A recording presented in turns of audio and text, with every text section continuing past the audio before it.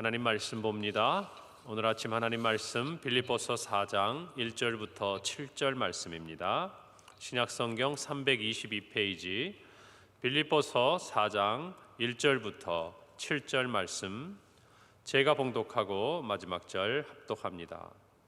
그러므로 나의 사랑하고 사모하는 형제들, 나의 기쁨이요 면류가 아닌 사랑하는 자들아, 이와 같이 주 안에 서라.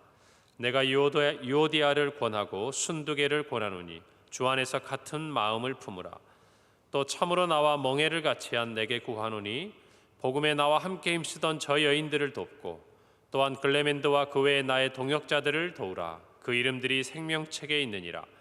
주 안에서 항상 기뻐하라. 내가 다시 말하노니 기뻐하라. 너희 관용을 모든 사람에게 알게 하라. 주께서 가까우시니라.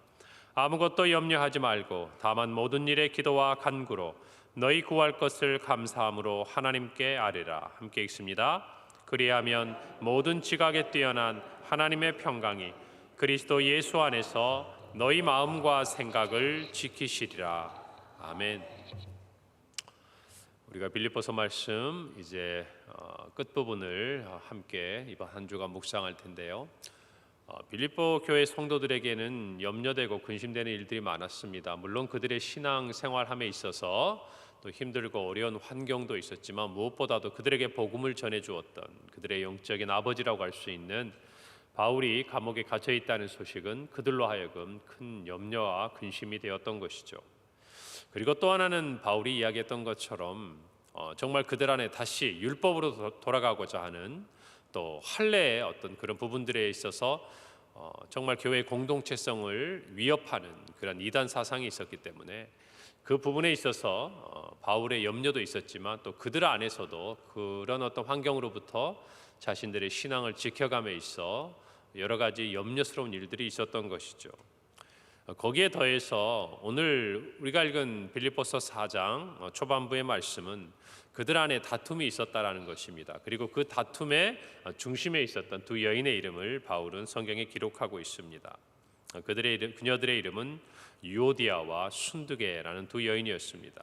유오디아는 향기롭다, 향기로운이라는 뜻을 가지고 있고 순두개는 복이 있다 이런 뜻을 가지고 있어요. 그러니까 이름이 얼마나 아름답습니까? 그 이름만큼이나 아마 이 두 여인은 바울이 빌립보에 복음을 전하고 교회를 세웠을 뿐만 아니라 또 이후에 바울의 복음 사역을 위해서 헌신했던 여인들인 것을 알 수 있습니다. 3절에 보면 또 참으로 나와 멍에를 같이 한 내게 구하노니 복음에 나와 함께 있던 저 여인들을 도우라라고 이야기를 합니다.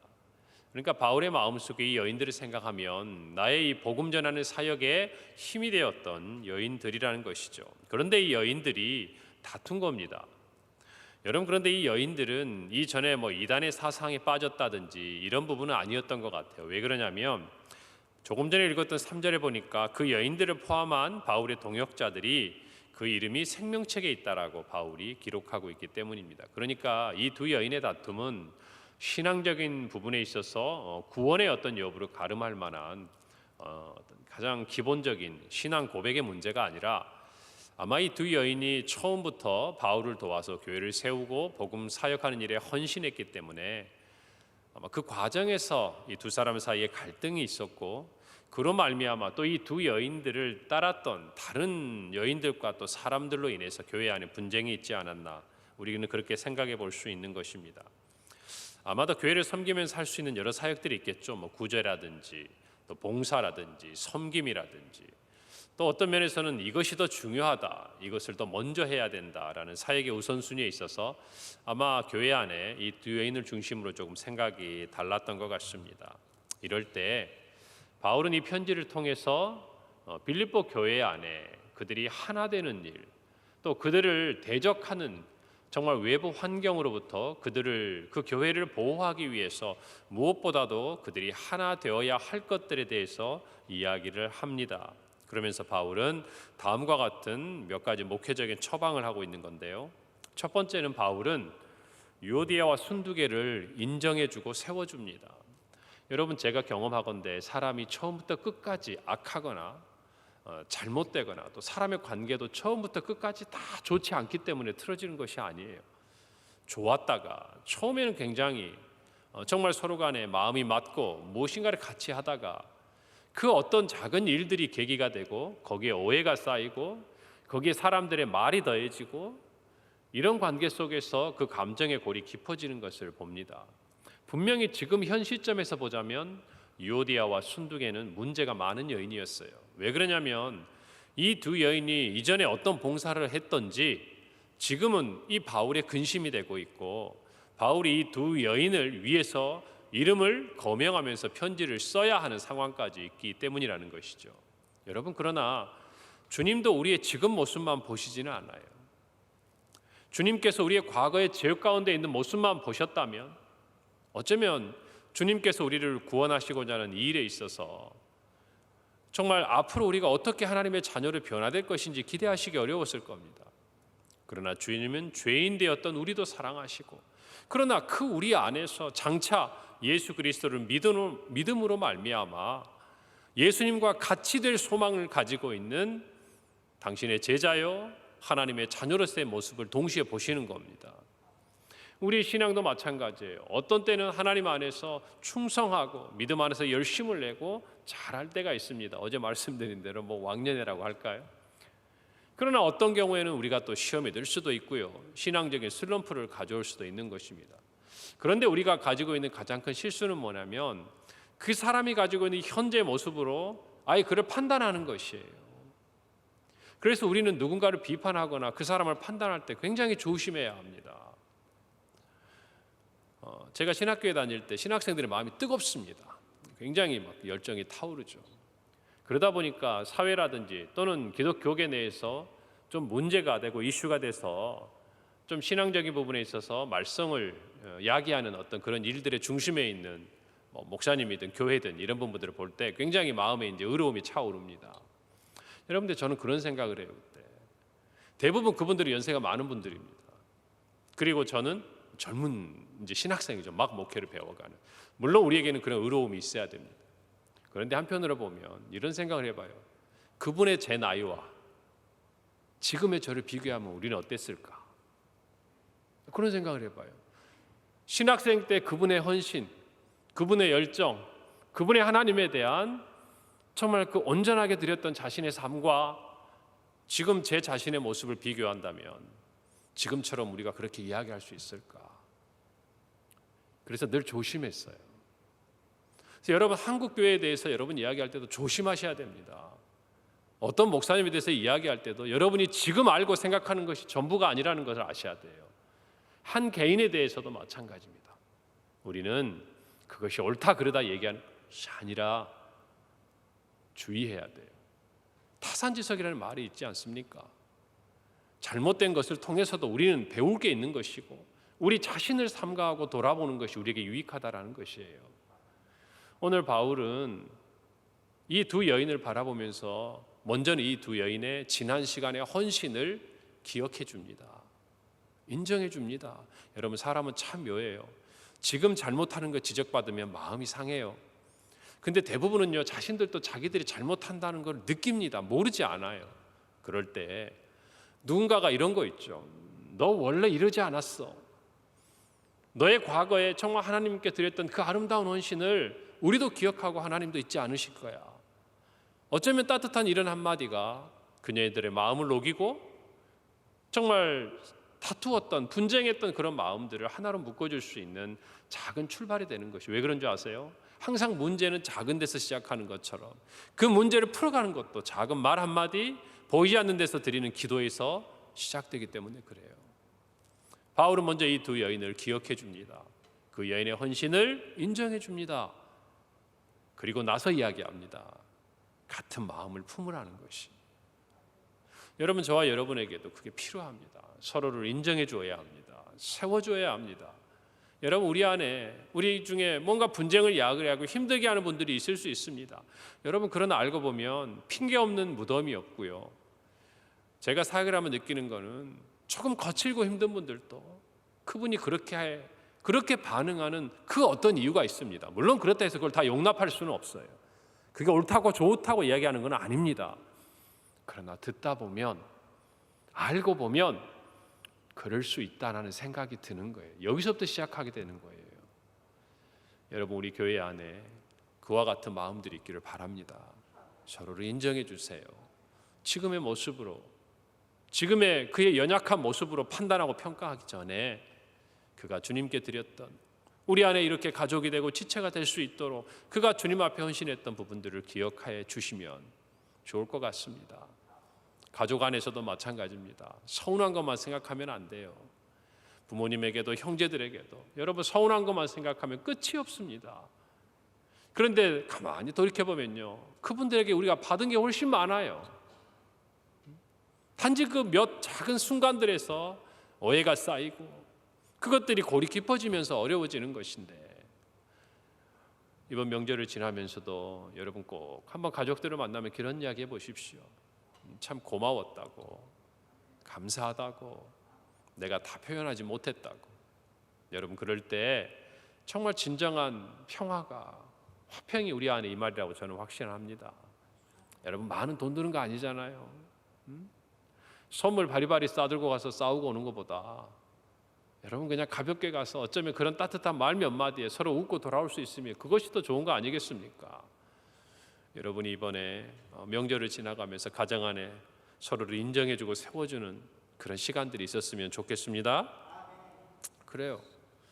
이렇게 우리가 서로를 인정해 줄 수 있는 것은요, 서로 다르다는 것을 인정하는, 각자의 자리를 지키는 거예요. 그래서 이 두 여인이 함께 한 마음으로 정말 주를 위해, 교회를 위해 헌신했지만, 여러분 그것이 모든 것이 똑같다는 의미는 아니에요. 각자의 가진 은사를 가지고 각자가 정말 하나님께 부여받은 그것을 가지고 교회를 섬기고 주를 사랑하는 거예요. 서로 다른 거예요. 여러분, 교회 안에 있으면 우리는 서로 뭔가 잘해보려고 하다가 부딪히는 경우가 많아요. 그런 부분들을 조금만 이해해 준다면 우리 교회가 조금 더 따뜻하고 하나가 되는 교회가 되리라고 저는 확신합니다. 그래요. 그래서 바울은요, 쉽게 누구의 편을 들지 않습니다. 두 번째로 그는 조금 전에 말씀드린 대로 같은 마음을 품으라고 권면합니다. 우리가 앞서 살펴본 빌립보서 2장 1절에서 5절 말씀도 뭐라고 이야기합니까? 너희 안에 무슨 권면이나 사랑의 무슨 위로나 성령의 무슨 교제나 긍휼이나 자비가 있거든. 뭐예요? 교회 안에 모든 사역들을 통칭하는 겁니다. 마음을 같이하여 같은 사랑을 가지고 뜻을 합하여 한 마음을 품으라는 것이, 여러분 이것이 되면 하나님께서 이 안에 임재하시는 거예요. 임하시는 거예요. 우리 교회도 새 일을 행하시는 하나님, 그분이 우리 안에 임재해 주셔야 합니다. 그러려면 우리에게 가장 중요한 게 뭡니까? 마음을 같이 해야 되는 것이에요. 같은 사랑을 가져야 돼요. 뜻이 하나가 돼야 돼요. 그래서 누가 보더라도 우리 모두가 한 마음이 되어야 주를 기쁘시게 하는 사역을 할 수 있는 것입니다. 여러분, 마음이 나뉘어지면요, 무엇인가 되고 있어도 늘 마음 한편이 불편하고 불안합니다. 그렇게 되어 있는 것이에요. 언젠가는 그게 드러나게 되어 있어요. 감출 수가 없어요. 우리 교회 안에 모든 성도들이 한 마음이 되어서 올 한 해 하나님이 행하시는 새 일을 보는 은혜가 있기를 바랍니다. 우리가 하는 실수 중에 하나가 이런 게 있는 거죠. 바울의 입장에서 순두계와 유오디아가 다툰다는 얘기를 듣고 아마 이렇게 얘기하고 싶어질 거예요. 우리 마음은 이거는 유오디아가 잘못한 거고 이것은 순두계가 잘못한 거고, 옳고 그름이 뭔지를 판별하려고 해요. 물론 필요합니다. 그러나 지금은 아니라는 거예요. 그것들을 사람이 받아들일 만한 마음의 준비가 되고 자기 스스로도 내가 이래서는 안 되겠다라는 그 어떤 것을 깨달았을 때 적절한 조언과 신앙 안에서의 가르침은 유익이 됩니다. 그런데 감정이 상해 있는 그 상태에서 너는 이것이 옳고 너는 이것이 그르고, 여러분 이것은요 오히려 더 감정이 깊은 곳으로 데리고 가버리는 거예요. 우리는 바울을 통해서 그런 지혜를 받아야 합니다. 얻어야 하는 것이에요. 여러분들이 가정 안에서도 자꾸 무엇인가 옳고 그른 걸로 판단하지 마세요. 예수님께서 저와 여러분을 옳고 그른 걸로 판단했으면 우리 중에 어느 누구도 여기 서 있을 사람이 없습니다. 우리가 주님을 본받는다는 것은 그런 거예요. 주님이 우리에게 대하신 그것대로 다 못하겠지만 우리도 그렇게 대하려고 노력해 보는 거예요. 그것을 믿고 한번 따라보는 거예요. 그러면 성령께서 우리에게 힘을 주시는 거예요. 여러분 그런 거 아닙니까? 어떻게 우리가 무슨 일을 할 때 앞을 다 계산하고 합니까? 그냥 묵묵하게 믿고 주님이 말씀하셨으니까, 성경이 우리에게 가르쳐 주셨으니까 그냥 해보면, 따라가다 보면 우리도 놀랄 만한 결과들을 만나게 되는 것이 믿음 안에 만나지게 되는 우리의 삶의 모습들 아닌가요? 저와 여러분이 그것을 따라야 되는 것이죠. 모든 걸 다 알려고 하고 모든 걸 다 우리가 판단하려고 해서는 오히려 우리 함정에 빠지기가 쉽더라고요. 제가 보니까. 여러분들이 그 마음을 가지세요. 여러분, 그래서 나이가 들수록 그게 어렵습니다. 왜 그런 줄 아세요? 지식이 쌓여요. 경험이 쌓여요. 내 삶 속에 많은 걸 경험해 봤어요. 바뀌지 않아요. 그래서 우리는 예수님 앞에서 처절하게 무릎 꿇고 기도하고 새 마음을 갖도록 노력해야 되는 거예요. 여러분, 그럴 때 여러분 주변에 사람이 모이는 거예요. 여러분이 새 마음을 갖고 여러분이 누군가의 말과 마음을 받아들일 수 있을 만큼 마음이 말랑말랑해져야 어린아이부터 정말 청년들부터 장년에 이르는 모든 사람들이 여러분 주변에 있는 거예요. 그것들을 생각하고 우리 모두 정말 같은 마음을 품도록, 아니 그 이전에 옳고 그름보다 사랑해 줄 수 있는 저와 여러분이 되기를 바랍니다. 세 번째로, 분쟁이 있을 때는 항상 질서를 따라가야 돼요. 특히나 교회에서는 그렇습니다. 질서가 무너지면 쉽게 해결될 수 있는 일도 되지 않아요. 영적인 권위가 무너지고 우리 교회 앞에서 세워지는, 제가 서 있는 이 강단의 말씀의 권위가 서 있지 않으면 교회가 무질서해집니다. 하나님의 말씀의 가르침을 가볍게 대하게 돼요. 여러분, 여기 서 있는 저를 보고 여러분이 말씀을 듣는 게 아니지 않습니까?